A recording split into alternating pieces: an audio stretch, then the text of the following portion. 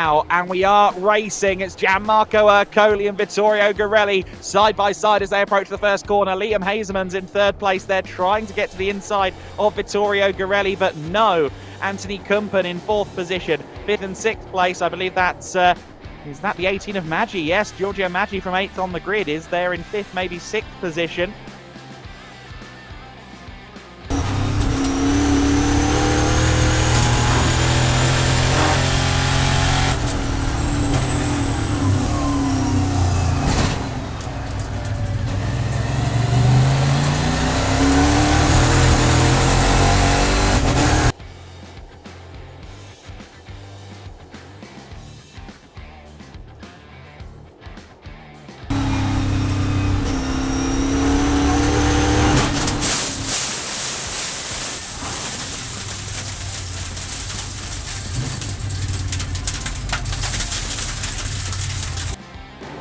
Anthony Kumpen focusing on Vittorio Garelli right now. Had a little speculative look to the inside at Druids Bend. Already some lap traffic up ahead. I believe that might be Matthew Ellis's 58 car. Yes, it is. Nicely handled there by Ellis as Anthony Kumpen has the run and has the position. Wow, the acceleration there out of Graham Hill Bend. Kumpen got a brilliant run. And I'm wondering if it might be more because Vittorio Garelli's car is hampered, because he's also just lost out to Giorgio Maggi in remarkably simple fashion. Oh, and an off there for the number 94 car.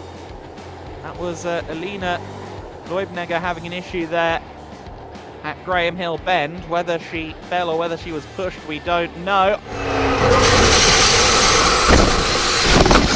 Oh, Massimiliano Lanza.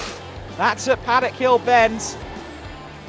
Massimiliano Lanza has had a big moment at Paddock Hill. Now getting a replay, and oh yeah, that was every bit the incident I thought it might be, unfortunately. Very high up Paddock Hill, that crash, and that typically means your brakes have failed or something has gone wrong. And it's back to racing for the EuroNASCAR Pro category. The NASCAR Whelen Euro Series race resumes here, and look at that, Blake Molan immediately trying to fold Giorgio Maggi out of the equation, and he gets himself up into third place. He's now side by side with Kumpen for second place. Gianmarco Ercoli has got a car length or so over Kumpen. That's critical. That's hugely important for him, that he's clear in the lead, undisputed in the lead coming out of Druids Bend. Gianmarco Ercoli, he takes the win. It's 2 wins from 2 at American SpeedFest 10 for Gianmarco Ercoli. Anthony Kumpen takes second place ahead of Sebastian Blake-Molen. Lucas Lasser in fourth. Martin Dubeck rounding out the top 5 ahead of Fabrizio Armetta, who moves up into 6th place because of Tobias Downhauer's penalty.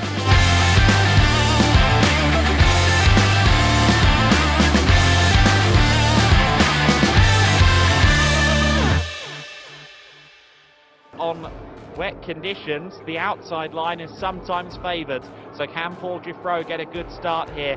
He will be trying to challenge Vladimir Ostiortsis. He gets a very good start. Paul Giffreau then potentially leading into Paddock Hill Bend, but Siortsis has the inside line, but it doesn't pay off for him. It's Paul Giffreau who leads the way. Third place for Dubeck. Paul Giffreau in the lead. And Siortsis will want that lead back. He looks to the inside line.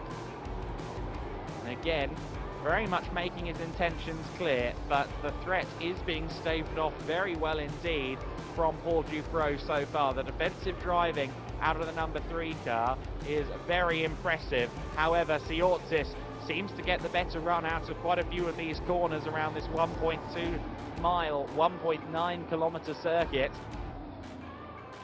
And he looks to the inside. Surely this is the move. He's got it done at Clark Curve. Vladimir Ostiortsis moves into the race lead. Paul Giffreau just drifted wide there coming out of Surtees. Martin Dubeck still there in third place, but Alberto Nasca making his intentions abundant. And a good run here out of Graham Hill Bend could grant NASCAR an opportunity into Surtees. It's side by side for third place, and NASCAR hugely brave on the brakes. Does he keep the car on the track? Yes, he does. Third place is Alberto NASCAR's. Oh, but nearly contact between NASCAR and Dubek in that battle for third place. Dubek is down to fourth. He tried to reclaim the position immediately, but now he's under pressure from Melvin de Groot as well. Gil Linster there in sixth position, and the lead has changed. Paul Giffreau has gotten back through. Paul Giffreau leads once again then, and we're going to get a look at why. Oh, Siortzis drifted wide at Clark Curve. Easily done in dry conditions. Very easily done in the wet. Vladimir Siortzis has to do it all again. He gives a tag to Paul Giffreau as they run out of the final turns and towards the Brabham Straight. Once again, Giffreau trying to find traction. 400 to 450 brake horsepower, depending on who you ask. Siortzis looks to the inside. Paul Giffreau covers it off once again into Druids.